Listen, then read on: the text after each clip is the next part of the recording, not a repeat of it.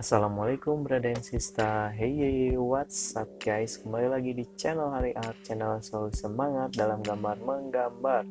Oke, di Reog Story kali ini gua mau bercerita asal usul dari Reog Ponorogo. Tapi sebelum gue cerita, seperti biasa ya, bagi kawan-kawan yang belum subscribe channel ini, yuk subscribe dulu bro, biar gua makin semangat buat Reog Story yang lebih menarik lagi. Dan jangan lupa klik tombol loncengnya biar kalian gak ketinggalan updatean dari gua buat kedepannya.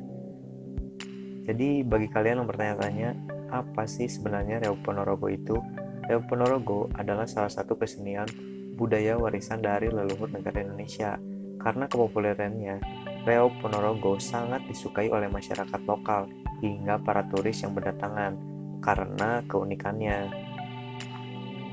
Reog Ponorogo sendiri adalah kesenian budaya yang berasal dari Jawa Timur bagian barat laut, dan nama Ponorogo diambil dan dianggap sebagai kota di mana asal Reog yang sebenarnya, serta Reog Ponorogo merupakan kesenian budaya yang masih sangat kental dengan hal-hal yang berbau mistik dan ilmu kebatinan yang kuat.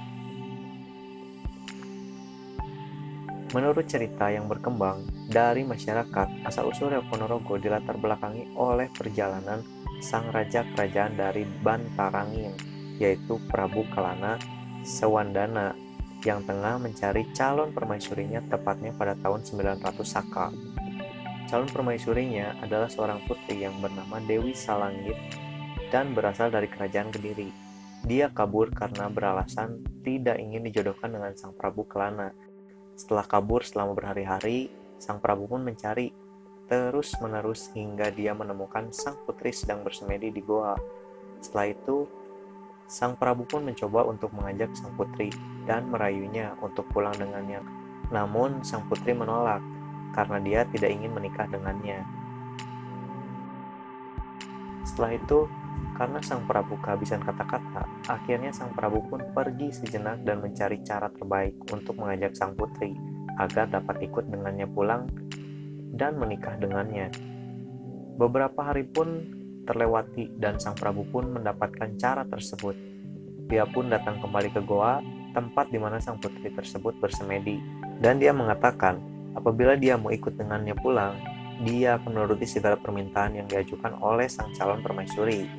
Sang putri pun tak langsung mengambil keputusan, tapi sebelum sang Prabu datang kembali dari hasil semedinya tersebut, dia mendapatkan wahyu agar memintakan sebuah kesenian baru yang belum pernah ada sebelumnya, di mana kesenian tersebut haruslah menggambarkan bahwa sang putri atau sebagai calon permaisuri sang Prabu adalah orang yang benar-benar dicintai oleh sang Prabu. Setelah berpikir cukup keras dan bingung harus menciptakan kesenian yang seperti apa putri inginkan, akhirnya sang Prabu pun berpikir hingga berhari-hari tak tidur.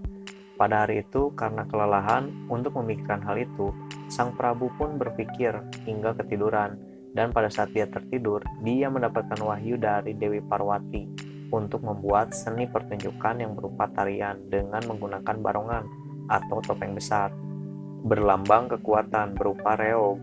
Sang Prabu pun mengajukan kesenian itu kepada sang putri sebagai persetujuan, dan akhirnya sang putri pun setuju dengan kesenian tersebut, yang kemudian dibuatlah reog tersebut.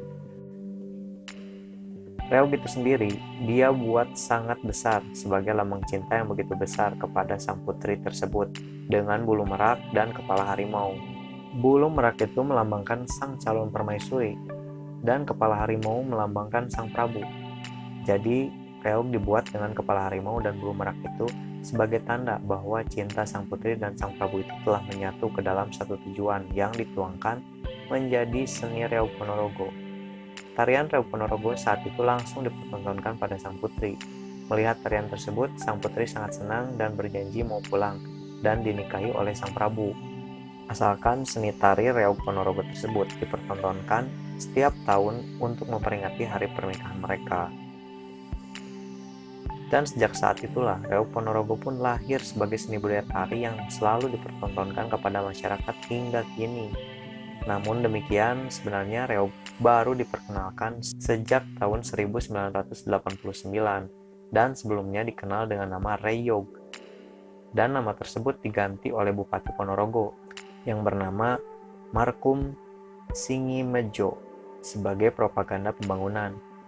Dan nama Ponorogo itu sendiri sangat cocok digunakan karena kata reog adalah akronim dari Resik, Endah, Omber, Girang Gemirang yang merupakan slogan dari Kabupaten Ponorogo.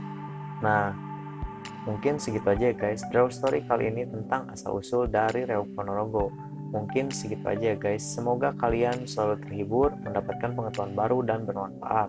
Nantikan next update-nya ya, 3 atau 4 hari ke depan. Thanks for watching brother and sister, see you next time. Stay watching, stay positive, always enjoy. Gua Hari cabut dulu. Bye. Semangat, salam gambar menggambar. Yeah.